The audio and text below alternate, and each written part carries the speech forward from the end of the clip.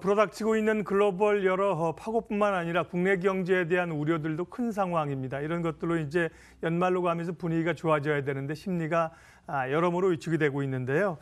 MTN 더 인터뷰 10 오늘은 성균관대 김태동 교수님 모시고 우리 한국 경제 처한 상황과 또 전망 또 나아갈 방향에 대해서 아침에 생각하는 시간 갖도록 하겠습니다. 교수님 어서 오십시오.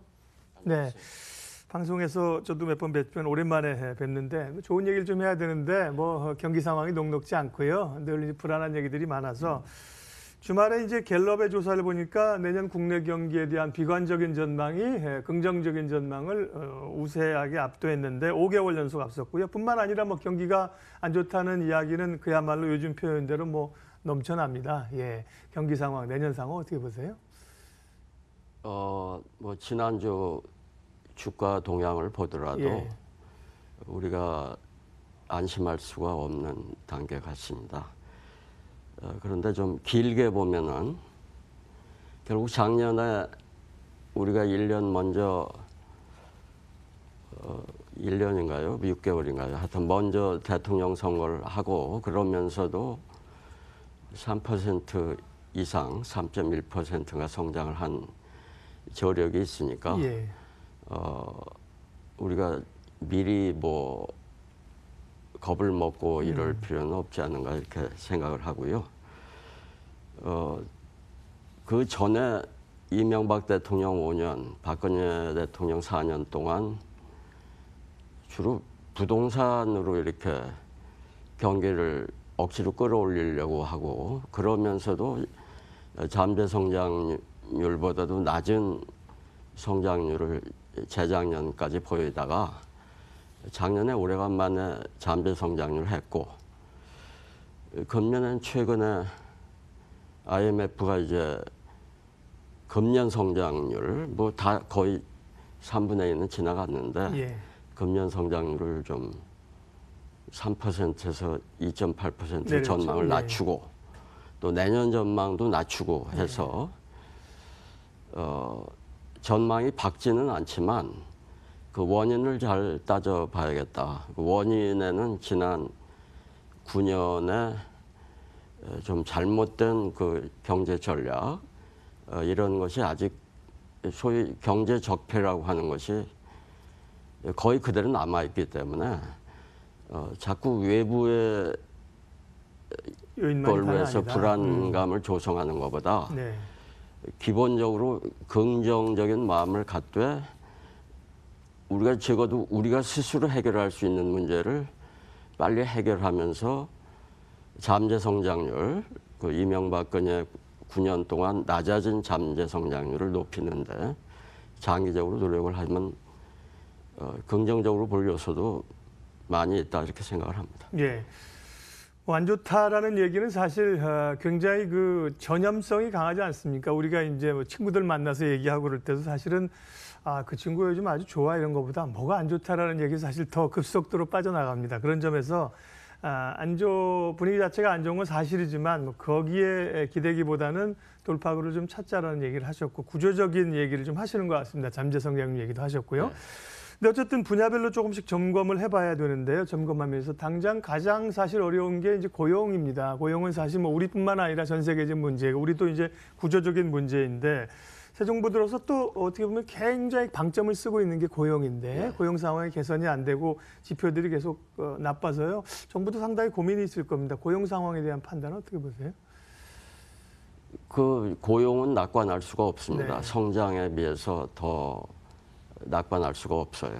근데 문재인 대통령이 어쨌든 취임하자마자 인천공항에 가셔서 비정규직을 정규직화하는 거 이런 걸 해서 그 고용의 질적인 측면은 나아지고 있습니다. 나아지고 있는데 그 일자리의 개수 이게 이제 거의 작년이나 비슷한 정도 몇천 명이란 건 통계상에 마이너스가 있을 수 있는 건데 그렇고 최근에 4만 명, 5만 명 늘었다고 하지만 도저히 만족할 수 있는 수준이 아니고요. 그게 결국은 고용의 대부분을 담당하는 중소기업이 그 중소기업 중에 특히 중기업 이런 기업이 대기업이 1차 하청 이런 걸 받고 또 그거보다 적은 기업은 2차 하청을 받고 뭐 이런 그 사슬 공급 사슬에서 납품가 후려치기 또 그 재벌 기업의 갑질 이런 것이 그냥 거의 관성화돼 왔는데 새 정부 들어서 중소기업 벤처부라는 걸 만들었지 않습니까? 중소기업 벤처부가 좀 뭐 신설 부서지만은 좀 적극적으로 활동을 해가지고 과거 수십 년간의 재벌 중심 경제에서 중소기업도 대기업과 대등하게 이렇게 목소리를 갖는 그거야말로 공정경제거든요. 공정거래위원회하고 중소기업 벤처부가 좀 제 역할을 하면은 그 자꾸 일자리 물론 단기적으로 뭐 요새 뭐 정부의 인턴 공기업이 인턴 늘린다 이런 얘기도 있지만 좀 5년이란 장기적인 기간을 가지고 꾸준히 노력을 해서 국민들의 좀 걱정을 이 촛불 정부는 좀 줄여줬으면 너무 낡은 틀에 얽매이지 말고 좀 새로운 틀로 사람 중심으로 가자. 사람 중심이라는 게 결국 공정하게 경쟁을 해서 인센티브를 주고 일자리 기회를 많이 만드는 거죠. 기회는 뭐 평등하게 이렇게 하셨잖아요. 그러면 청년들이든 중년이든 노년이든 경제활동 인구의 대부분이 네. 취직의 기회, 일자리 기회를 으뜸으로 삼는 거 아니겠습니까? 예, 그런 점에서 이제 뭐 투자 얘기도 조금 이따가 하겠지만 우리가 경제 섹터를 크게 보면 이제 생산이 되고 소비가 되고 투자 선순환이 이뤄야 되는데 투자 얘기 가기 전에 경기 상황이 이렇게 좋지 않으면 결국은 이제 소비 측면이 이 주머니가 이 지갑이 닫힐 가능성이 높거든요. 그리고 우리는 뭐 워낙 뭐 소비로 사실은 경제를 이끌어가는 경제 구조는 아닙니다만 소비 심리가 대단히 좀 불안정해지지 않겠는가. 일부 자금은 또 부동산으로 가고 그래서 예, 소비 측에서 어떤 경제에 대한 우려나 이런 건 상대적으로 고용이나 뭐 투자 이런 쪽보다는 좀 적습니까? 어떻습니까? 보시기에. 결국 소비도 사람들이 소득이 있어야 그렇죠. 예. 소비를 하는데 중산층이 얇아지고 이 서민층으로 많이 내려갔고 그다음에 고소득층은 뭐 해외 여행이다, 명품 소비다, 뭐 부동산 투기다 이런 네. 식으로 이제 하고 서민층은 이제 소비할 소득이 없고 중산층은 집 마련하는데 저축 허리띠 네. 졸라매고 자녀 교육시키는 또 데 애들 쓰고, 예. 교육시키고 하다 보면은 그러니까 그런 가계의 소비 활동에 그 목을 쥐고 있는 그런 양극화 기조 그것을 깨야죠. 그러니까 다시 말씀드리지만 촛불이 원하는 것도 90%가 원하는 그런 중산층이 두터운 경제지 이게 전부 강제로 이렇게 하는 그 어쩔 수 없이 최소한의 소비 생활만 해야 하는 이런 것 때문에 젊은 사람들 헬조선이라고 하고 그러는데 그 새 정부의 그런 점에서 기대가 큽니다. 예. 예. 투자 얘기 조금 전에 말씀드렸기 때문에요. 이제 기업들이 사실은 사내에 쌓아놓은 돈은 많은데 투자가 안 이루어진다는 얘기를 합니다. 이거는 사실은 기업 입장에서는 투자 기회가 없다라는 이 항변이 있고 또 한편에서는 기업들이 결국 미래를 위해서 투자해야 되는데 소위 이제 기업가 정신이나 적극적인 의지가 없는 것 아니냐는 얘기도 있어요. 분석보다는 어쨌든 이 현상을 어떻게 돌파를 해야 될까요? 지금 그동안 대기업들이 또 재벌들이 네.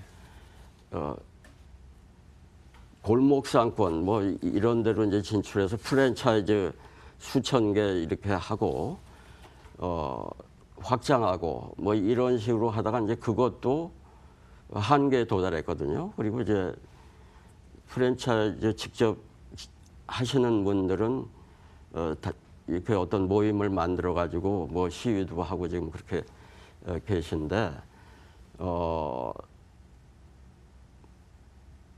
그 설비 투자에 중점을 둬야 하고요. 특히 뭐 MTN도 마찬가지라고 보는데 증권 하시는 분들은 다 투자라고 하시는데 경제학에서는 설비 투자만이 그렇죠, 진정한 투자죠. 투자지 개인적으로 뭐 주식 투자하거나 부동산 투자하는 건 네. 아니거든요. 근데 지금 재벌들은 그렇게 나쁜가 부려치기다 뭐 여러 가지 빨대를 꼽고 이익을 많이 낸 뒤에 예컨대 현대자동차는 몇 년 전에 한전을 뭐 10조 원 이상으로 한전 인수한다든가 뭐 투지 10조 원 예. 전혀 투자에 하나도 안 들어가는 네. 거거든요.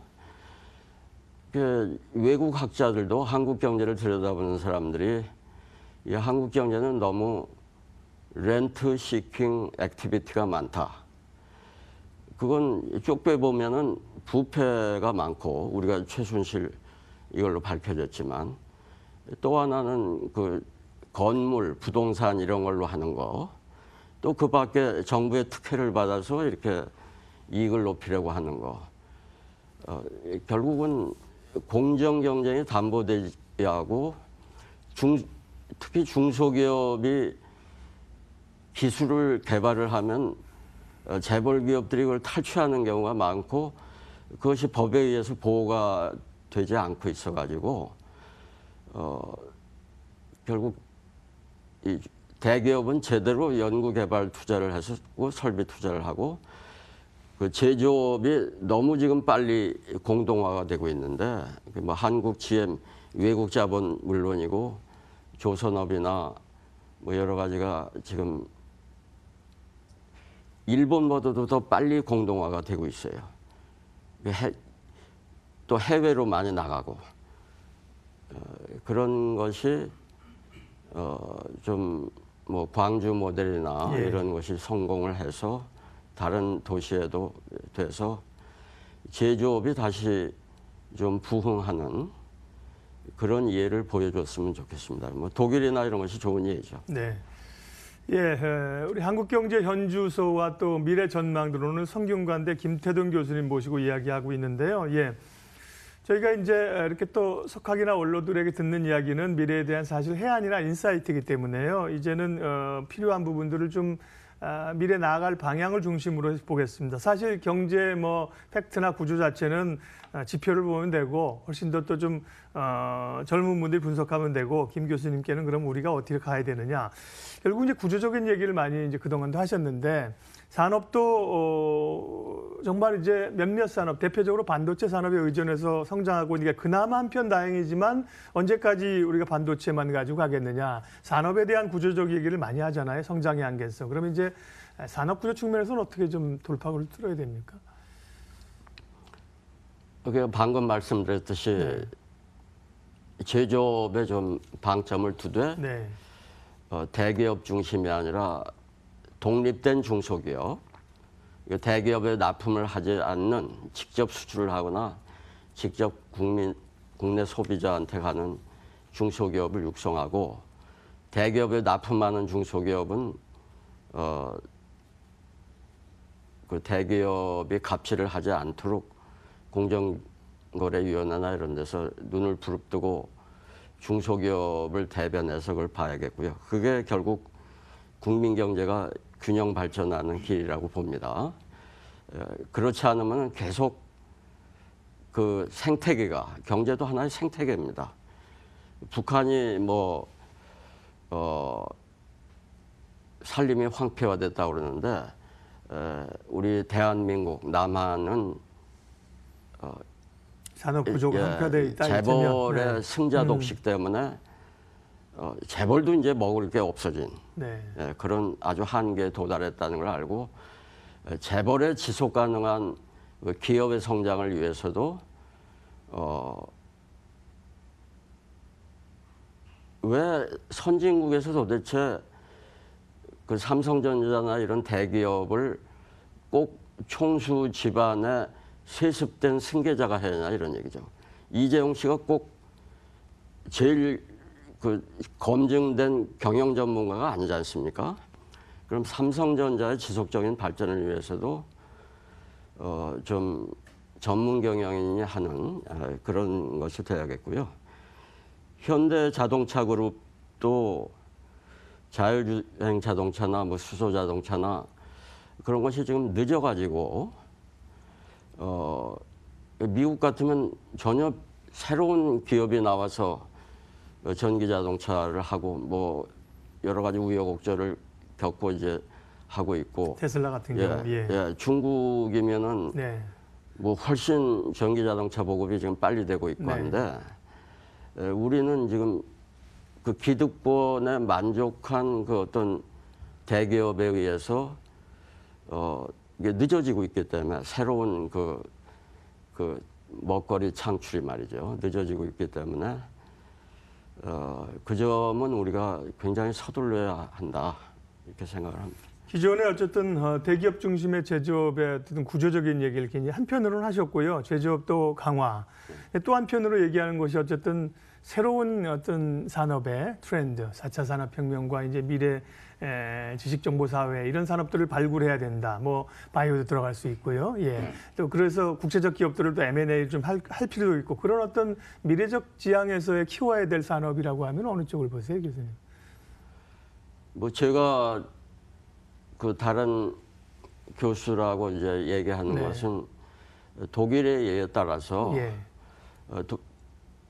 그 일본은 그 후쿠시마 그 원전 사고에도 불구하고 원전을 없앤다는 얘기는 하지 않거든요. 네. 근데 멀리 떨어진 독일이 그 원전을 이제 몇 년 안에 다 없애는 그런 계획을 세우고 대체 에너지 비율이 지금 벌써 30%인가 그렇게 넘어가면서 일자리가 뭐 30만, 40만 제가 정확하게는 기억 못합니다만 그렇게 늘어났다고 그래요. 우리도 태양광이나 이런 거에 뭐 환경 문제가 좀 제기되고 있지만은 그런 것을 엄격히 보면서 일자리를 창출할 수 있는 분야가 대체 에너지에 있다.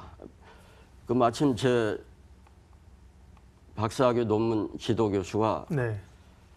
지난주에 노벨 경제학상을 받으셨어요. 아, 그러시군요. 네. 예, 그 30여 년간 기후 변화에 대해서 환경에 대해서 네. 하셨는데 아, 두 분이 같이 받으셨는데 예, 지금 우리는 환경을 파괴하더라도 성장률이 높으면 좋다는 그걸로 왔는데 네.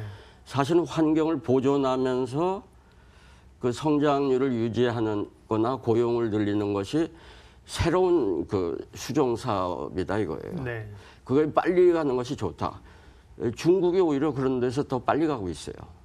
이게 우리가 고용이 중국에 많은 고용이 늘어나고 인도에 많은 고용이 늘어나면서 전 세계적으로 지금 문제인데 특히 우리는 이 유럽이나 미국에 비해서 수준이 떨어진 나라이기 때문에 더 고용에 중국, 인도의 영향을 받는 거거든요. 그렇죠. 예. 그런 데서 우리가 좀 이 선진국보다 더 앞서는 못 갈 망정 적어도 같이 가야지 않는가. 네. 그 M&A 이런 것을 우리가 2008년에 뭐 금융기업이지만 리만 브라더스를 뭐 인수하느니 어쩌느니 그런 허망한 그 판단력을 가지고 있었는데 과연 10년 지나서 우리가 민간 기업이든 공기업이든 외국의 기업들을 M&A 할 수 있는 그런 판단 실력이 늘었는지 뭐 두고 봐야겠습니다만. 예.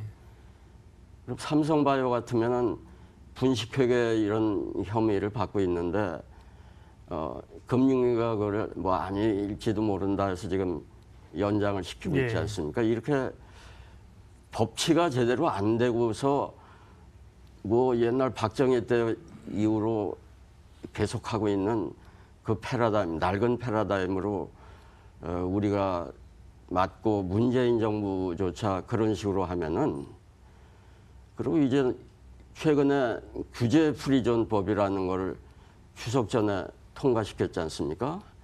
제 생각엔 이거는 문재인 정부가 한 가장 나쁜 거, 또 은산분리가 훼손될 수 있는 인터넷 전문의 예법, 그 두 가지는 자유한국당에 이렇게 양보한 것인데, 그 민주당이 야당할 때는 그런 거 다 반대하다가 여당이 됐는데 그렇게 했다는 거는 뭐 그거 한다고 일자리가 얼마나 늘어나겠습니까? 오히려 박근혜 정권도 못한 더 재벌의 얘기에 순순히 받아주는 그런 재벌에 굽신거리는 정권이 도저히 촛불 정부라고 할 수가 없는 거죠. 예. 이게 경제학 교수를 중심으로 해서 벌써 2달을 됐습니다만 7월 하순인가 그 성명을 낸 것도 그겁니다. 이 문재인 정부는 이 일반 시민의 뜻에 따라서 경제 권력도 시민에서 나오는 것이기 때문에 그렇게 산업 정책이든 모든 경제 정책을 해야 하는데 최근 3, 4개월에 너무 엉망이 되고 있습니다. 예. 김태동 교수님이 이제 어떤 분인지 또 잘 아시는 분들은 또 아실 겁니다. 성성하십니다. 아직까지 말씀하시는 것들이. 예, 교수님 지금까지 말씀하신 우리 경제 단순히 성장률이 좀 전망치가 떨어지고 일자리가 몇 개 줄었다는 것보다 이제 구조적인 문제를 쭉 얘기를 하셔서 대응책으로 봤고요. 마지막으로 하나만 질문을 드리면 이번 주 금토위가 있습니다. 금리를 좀 올려야 될 필요성은 있고 또 그만큼 또 유보하는 입장도 있고요. 금통위원을 하셨었잖아요. 예. 예, 그래서 지금 특별히 좀 그런 데 대한 생각이 남과 좀 다르실 텐데 지금 국내 금리 정책은 어떤 방향으로 가야 된다고 보세요? 올려야 하는데 너무 늦었습니다. 예. 그리고 총리도 올려야 한다, 국토부 장관도 올려야 한다 하고 그걸 이제 한국은행에서는 한국은행 독립성을 훼손한다 이렇게 얘기하시는데 정부가 금리를 올려야 한다 이렇게 발언을 하는 거는 전혀 독립성을 훼손하는 게 아닙니다. 미국처럼 트럼프 대통령은 너무 미국의 페더럴 리저브가 금리를 올려서 미쳤다 이런 얘기까지 하셨는데 바로 그런 거야말로 훼손하는 겁니다. 그러니까 한국이 하나 미국보다 나은 게 있다면은 이 박근혜 정부까지는 전부 내리라고 해서 지금 이렇게 많이 내려왔다가 이제 딱 한 번 올렸는데 정부가 부동산 중심으로 경기 부양을 하지 않고 더 나아가서 중앙은행 보고 금리를 올려라고 할 수 있는 정부는 그 점에서는 상당히 질적으로 정부의 질이 좋아졌다 이렇게 생각을 하고요. 이 한국은행 분들이 2008년 글로벌 금융위기 이후에 한은법이 고쳐져서 금융 안정도 2번째 목표 정도 됐거든요. 그리고 2008년에 미국과 영국 같은 자본주의 선진국도 그 부동산발 금융위기로 그렇게 고생을 했는데 아직도 완전히 영국 같은 데는 회복을 못 했는데 우리가 이 저금리가 부동산 투기에 미치는 영향이 심대해서 지금 가계부채 비중이 전 세계 OECD에서 동메달권에 지금 진입했는데 자꾸 그런 거 나쁜 거 금메달 따려고 하지 말고 중앙은행도 정부와 금융 안정에 힘써야 한다. 어쨌든 정부가 뭐라고 하든 중앙은행 자체의 판단 능력이 좋아져야겠다 이렇게 생각합니다. 예, 시간이 더 있으면 또 예전에 또 실제로 정책 수행 과정에 계셨던 이런 얘기도 좀 하고 좀 하겠습니다만 제한돼 있어서요. MTN 더 인터뷰 성균관대 김태동 교수님 오늘 여기까지 말씀 듣겠습니다. 시간 내주셔서 고맙습니다. 네, 감사합니다.